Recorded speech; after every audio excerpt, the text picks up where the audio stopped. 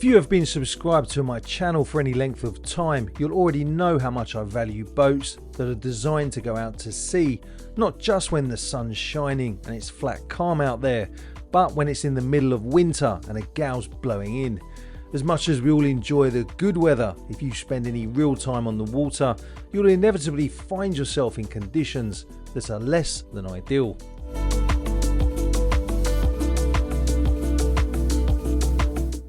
Now, this isn't necessarily the kind of boat I'd usually feature. It's very much a commercial workboat at heart.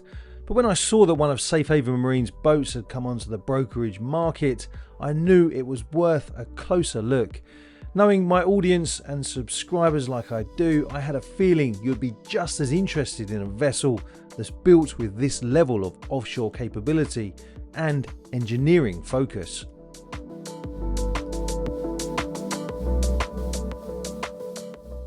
Welcome back to the channel. In this video, we'll be taking a look at something a bit special. This is the Safehaven Marine Wildcat 40, and it's a rare opportunity to see one of Frank's boats come up on the brokerage market. Now, when I filmed this boat, she was listed for sale with Clark & Carter Yacht Brokers, but she has now been sold.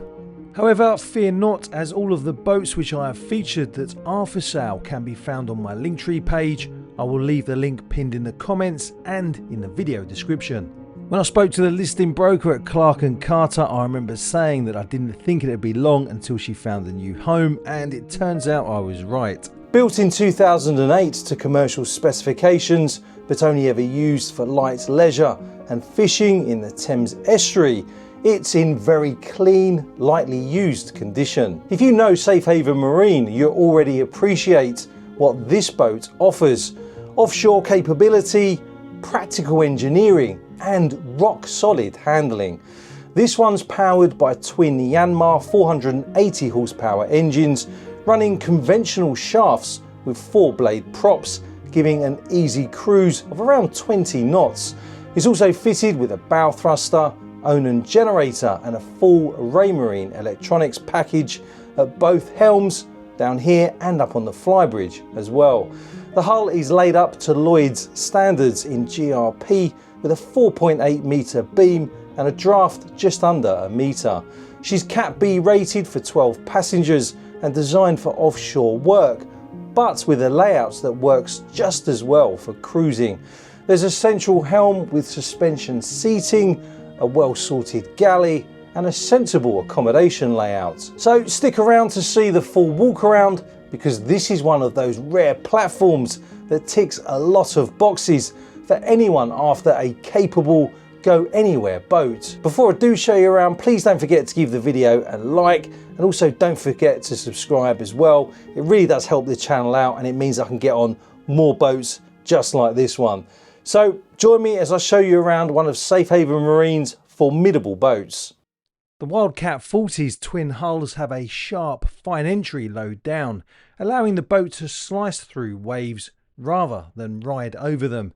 That reduces slamming and helps maintain speed when running into head seas. You'll also notice the deep forefoot in each hull, which carries a decent amount of dead rise further aft.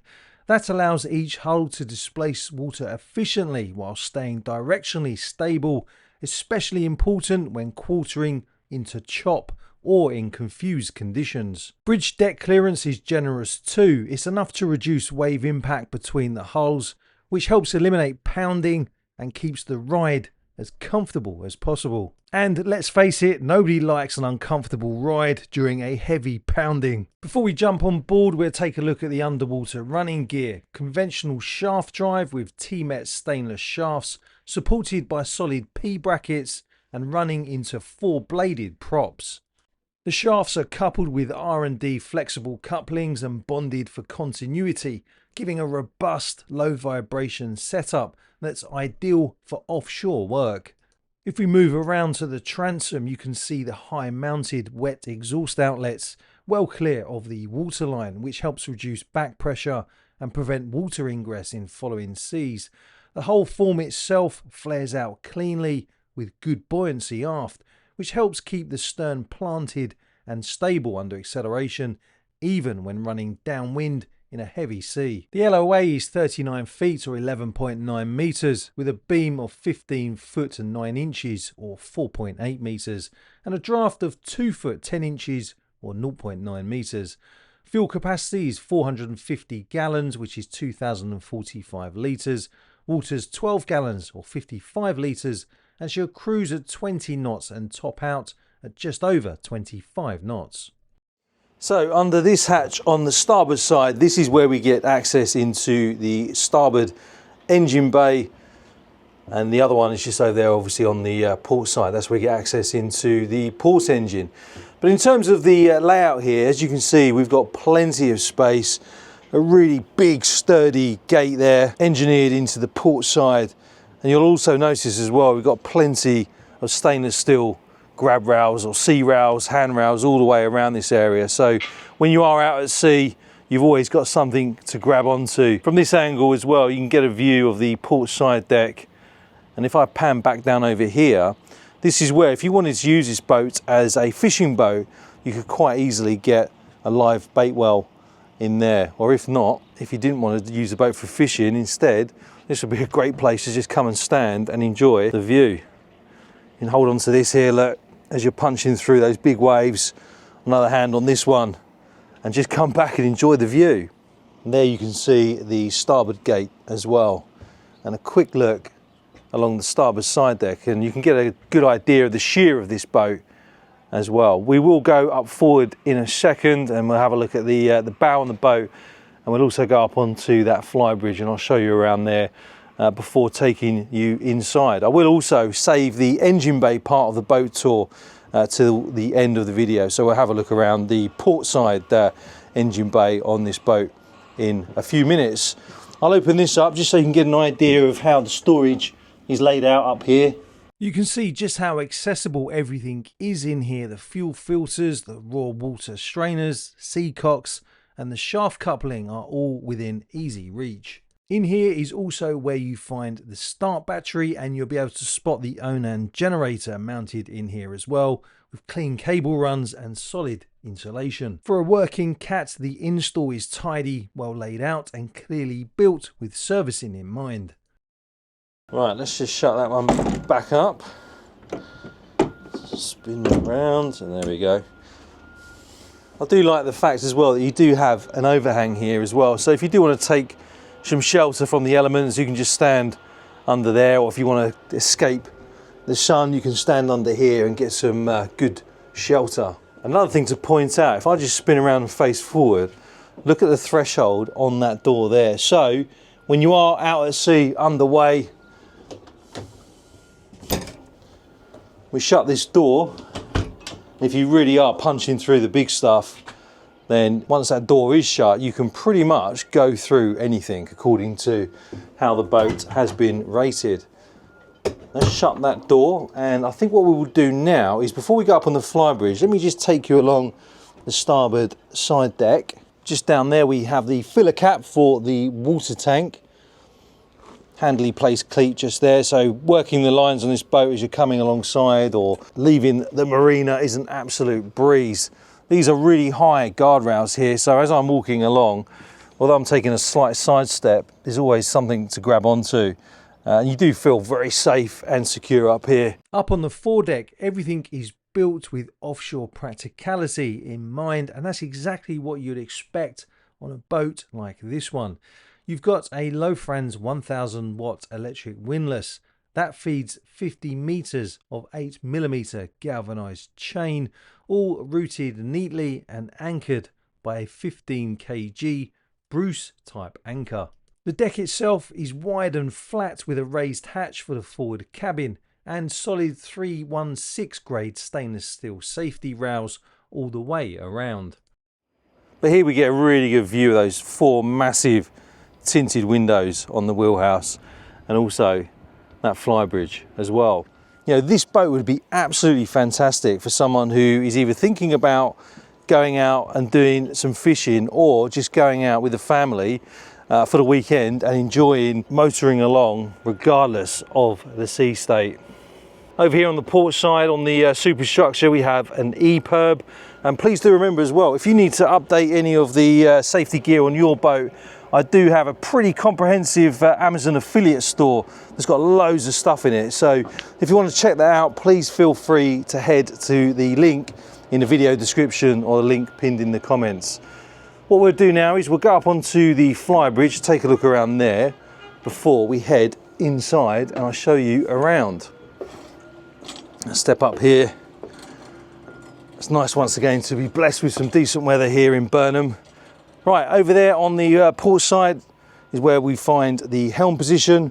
As you can see, all of the Raymarine equipment up here is within easy reach when you're sat at the helm position. If I just sit down here and bring the camera up to my eye level, you'll get a really good sense of the views from here.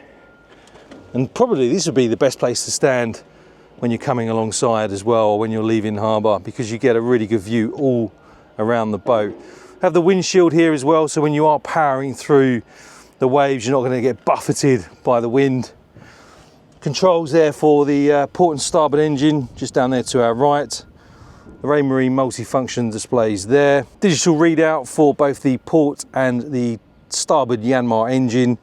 And there we have the engine start-stop switches and the controls for the bow thruster just there. But yeah, very nice practical layout. Over here to our right we have some more storage. I'll just pop that open.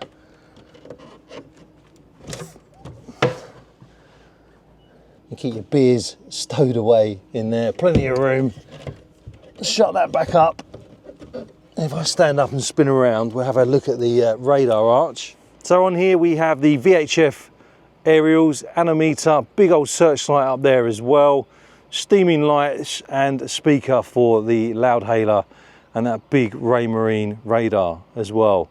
Over there, if you're wondering what that is on the starboard side, that is a radar deflector. So when you are out at sea, you really want to make sure that you can be seen, especially if it's a bit foggy or inclement weather, and that will just help to ensure that the radar return the boat produces on other boats and ships' radars will be big enough that they know that it is a boat and not just some sort of anomaly. So they are really, really important. Again, if you want to look at some of the radar reflectors I've got on my Amazon store, just head to the various links in the description or in the comments. I'll open this up for you just so you can see what is under here. There we have some storage for our lines. I'll shut that back up again. But yeah, let me know what you think of the layout up here on this Flybridge. I like the fact as well we've got a really good non-skid finish on the deck up here. Over there on the port side is where we find our life raft. But there's plenty of space up here for your guests as well, so if they want to come up and enjoy the Flybridge view, they can. If I stand over here just on the port side and just kind of pan around, it'll give you a really good idea of just how much space you've got up here and the layout as well. And also from here we get a great vantage point of that massive cockpit. So one of the benefits of having a Catamaran is just how much beam you get on the boat, and as you can see there is plenty of space down there. So if you are going to use this boat for fishing, plenty of room for all your guests and all of their gear. Let's come back down the ladder, making sure I'm always grabbing onto something, which is easier said than done when you've got a camera in one hand. Another thing to point out as well is that, look, you've got 4 big windows on the superstructure there. So when you are in the wheelhouse, if you're staying in there because the weather is really bad, you still get a really good view around all sectors of the boat. Some decent lights up there as well on the superstructure. So if you are going to be using this boat at night, everything out here is going to be really well lit, which again is really important for safety. But as always, I'm interested to hear what you think of the layout so far. What do you think of this cockpit space? If this was your boat, would you use it for fishing or would you use it for something else? Let me know in the comments. Okay, so let's just shimmy back round here and we'll head inside, and we'll come back out in a second and I'll show you in the engine bay. So as we walk into the saloon, we have a seating area over here on the port side with a fixed table. And if I just come and sit on here, I love these windows here. Rather than having one large window, you've got these 3 smaller windows, but this if you were a guest on this boat, it would be a fantastic place to come and sit. You can watch the captain doing his or her thing, and if you've got more guests on board, over there on the starboard side, you can see some more seating in the L-shaped seating area just over there. Plenty of fire extinguishers in here as well. But yeah, I really like this seating position. I can imagine if you were motoring for a couple of hours to get to your destination, this would be a great place just to come and sit, have a chat with your friends, have a coffee, have some food. This table does have fiddles around it as well, so again, if you are going to be walking around, there's always something to hold on to. And you've got some more cubby spaces in here for some storage as well, so that is probably where I'd put my iPhone. There's a PowerPoint over here, 2 of them. So if you are going to use this as a work area, for example, if you're going to set your laptop up here, then you've got some handy PowerPoints just over there. There's plenty of headroom in here as well. If I stand up and just bring the camera up to my eye line, if I stand amidships here, I'm 6'4" and I've still got a couple of inches above my head. So really good headroom in here. Behind this cabinetry we have some storage. If I pop this open, at the moment you can see it's a handy place to keep a vacuum cleaner and some seat covers. But yeah, quite a handy little storage space in there. Shut that back up. Before I show you around the helm position, let me just take you down into the starboard cabin, which as you can see is a twin single cabin. So you've got your bunk beds in here, hand bilge pump down there, just in case for whatever reason the electric one doesn't work, which is very unlikely. And just down here, hopefully there'll be enough light to show you this. You can see we've got the side power bow thruster, obviously for the starboard hull. Battery bank just over there. If I lower the camera in, I'm not sure whether there's enough light in there for you to see what we've got, but I'll just lower it in anyway. We do have a couple of portholes in here, so we're getting a decent amount of natural light coming in, and these can be opened up as well for some additional ventilation. But yeah, I think this is quite a cosy cabin. Great place really if you're going to be spending a couple of nights on board. Still got a decent amount of space in here, so I definitely would not feel cramped at all. And check out these seats as well. That's one of the ways you know you are on a boat that is designed for some real gnarly passage making, when you've got seats like that with the suspension underneath. If we head over onto the port side, we have our galley. So we've got a hob over there on the left with our sink, small microwave under there, and some storage for your provisions. I'll shut that one back up, pop open this one for you. And you see a decent amount of space in there. There's our microwave, and here we have our small fridge. Right, let's come and take you down into the port cabin. So down here is where we have a double berth, and as you can see, this one gets the advantage of having that skylight there as well. Just behind that is where we get access into the chain locker. So you just remove those 2 clips there, or move them over to the left, and you get access into the chain locker. But yeah, it's a really nice cabin, to be fair. Due to the design of the superstructure as well, up here is where we find the most amount of headroom. So if you're going to be sleeping in here, personally I'd have my head up this end and my feet down that end. Little light over there. Behind that panel is where we can get access to all of the electronics at the helm position. So if you need to replace anything up there, or you want to put some newer equipment up there, then that is relatively straightforward to do, thanks to the really great placement of that panel. Right, if I come back out into this area, I'll pop open one of these for you. So that's actually a drawer, quite a bit of space in there. We've got another 2 drawers just underneath that. And if I just come in, here we have a little area where if you wanted to, you could keep your laptop on there. Another porthole just up there. And in here is where we find the head, which is actually a wet head on this boat. So the toilet just down there, and just over here on the left is where we've got the shower. Porthole just over there, so again you can open up that and get some fresh air in here as well. Right, let me take you up to the helm position, show you around up there. Just over here on our left is where we find all of the fuses. So you've got all of the switches there for your anchor light, nav lights, deck lamps, navigation instruments, VHF, freshwater pumps. As you can see, everything is there. Switches for the batteries as well. And just up there is where we find the controls for the Onan generator. Right, let's come up to the business end and show you the helm position. If I come over and sit in the captain's chair, I love the fact as well that your oppo can come and sit here with you and really enjoy that view whilst you are underway. As you can see, 4 really heavy duty windscreen wiper motors just there. And if we look at the dash over here on the right, we have the RPM meter for the starboard engine, temperature gauges, oil gauges, battery gauges. Same just over here on the left for the port engine. All the Raymarine multi-function displays. If I just lift this one up just so you can see. There we have the Raymarine multi-function display, and I've also managed to turn the windscreen wipers on as well. How on earth did I manage to do that?